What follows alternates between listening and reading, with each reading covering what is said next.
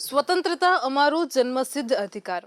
આ વાક્ય લોકમાન્ય ટિળક આઝાદીના સંઘર્ષ વખતે બોલ્યા અને ત્યારે આખા ભારતે તેમનો આ નાદ ઉપાડીને સ્વતંત્રતા માટે વિજય ધ્વનિમાં પરિવર્તિત કરી દીધો હતો. આજે આપણને મળેલી આ સ્વતંત્રતા આપણો જન્મસિદ્ધ અને મૌલિક અધિકાર છે. આપણે અભિવ્યક્તિની સ્વતંત્રતા મૌલિક અધિકાર છે અને તે આપણને બંધારણ આપ્યો છે. તે સાંભળીએ છીએ તો અહીં તે જાણવું જરૂરી છે કે બંધારણની કઈ કલમ હેઠળ આ પ્રકારનો અધિકાર આપણને આપવામાં આવ્યો છે. અહીં જાણી લો કે ભારતીય બંધારણની જોગવાઈ 19(1) હેઠળ દેશના બધા જ નાગરિકોને વાણી સ્વતંત્રતા અને અભિવ્યક્તિનો અધિકાર મળે છે. આ જોગવાઈ હેઠળ નાગરિક પોતાના વિચારો અને વિશ્વાસોને મૌખિક રીતે લેખન દ્વારા, મુદ્રણ દ્વારા, ચિત્ર દ્વારા અથવા તો કોઈ અન્ય રીતે વ્યક્ત કરી શકે છે. તેથી જ આજે વહીવટી તંત્રની ખામીઓ સામે થતા દેખાવો, તેની સામે અખબારોમાં લખવામાં આવતા લેખો અને પ્રસાર માધ્યમોમાં તેમના અંગે દર્શાવવામાં આવતી વિગતો એ અભિવ્યક્તિની આ જ સ્વતંત્રતામાં આવે છે. આજે દેશના નાગરિકો જે મુક્ત હવામાં શ્વાસ લઈ રહ્યા છે તે આ કલમને આભારી છે. આજે આપણે સરકારી તંત્રની સામે જે વિરોધ પ્રદર્શન કરતા હોઈએ છીએ તો તેવા અહિંસક વિરોધ પ્રદર્શન કરી શકીએ છીએ તે પણ આ અભિવ્યક્તિની સ્વતંત્રતાને આધીન છે.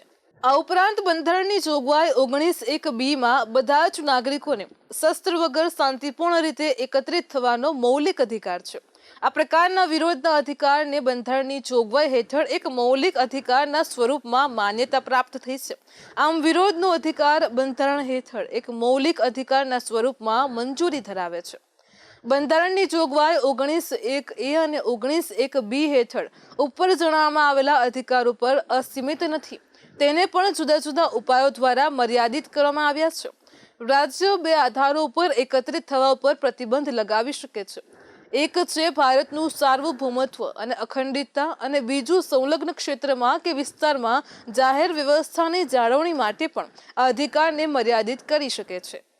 દેશના બધા જ નાગરિકો માટે બનાવવામાં આવેલો અધિકાર એક લોકતાંત્રિક સમાજના કામકાજ અને વ્યક્તિગત અધિકારો તેમજ સ્વતંત્રતાની સુરક્ષા માટે જરૂરી છે.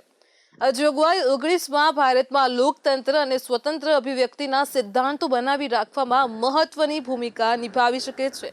ભારતે 1947માં સ્વતંત્રતા મળી અને તે પહેલા ભારત એ બ્રિટિશ શાસનને આધીન હતું અને તે સમયે બ્રિટિશ સરકારે એવા ઘણા કાયદા બનાવ્યા હતા જેણે ભારતીય નાગરિકોની સ્વતંત્રતા સંપૂર્ણપણે ખતમ કરી દીધી હતી.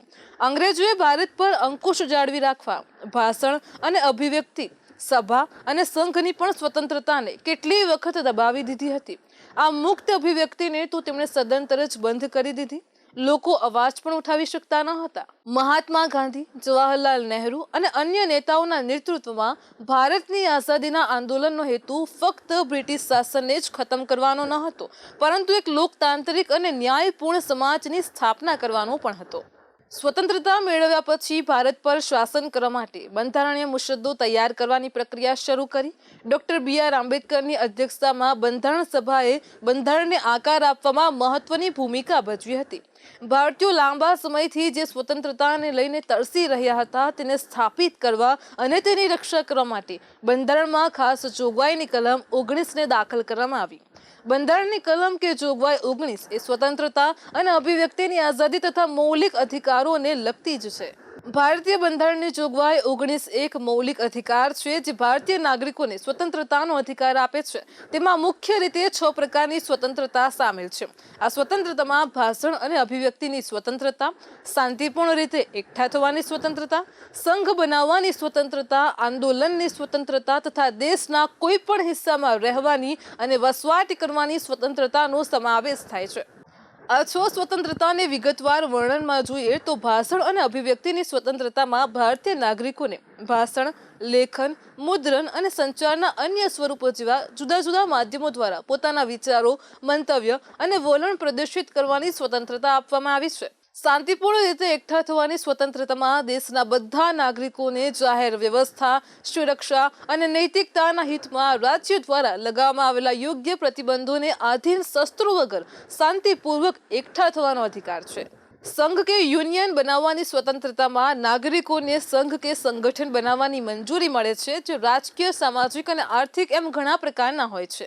સમગ્ર ભારતમાં મુક્ત રીતે ફરવાની સ્વતંત્રતામાં સલામતી, જાહેર વ્યવસ્થા અથવા તો બીજાના અધિકારની સુરક્ષા માટે રાજ્ય દ્વારા લગાવવામાં આવેલા યોગ્ય પ્રતિબંધોને આધીન દેશની અંદર સ્વતંત્ર રીતે ફરવાનો પણ અધિકાર છે. દેશના કોઈ પણ હિસ્સામાં વસવાટ કરવાની સ્વતંત્રતાનો અધિકાર નક્કી કરે છે કે નાગરિક એ ભારતના કોઈ પણ હિસ્સામાં વસવાટ કરી શકે છે કે રહી શકે છે. કોઈ પણ હિસ્સામાં વ્યવસાય, વ્યાપાર કરવાની સ્વતંત્રતામાં બધા નાગરિકોને કોઈ પણ કારોબાર, વ્યવસાય, વેપાર કરવાનો અધિકાર છે.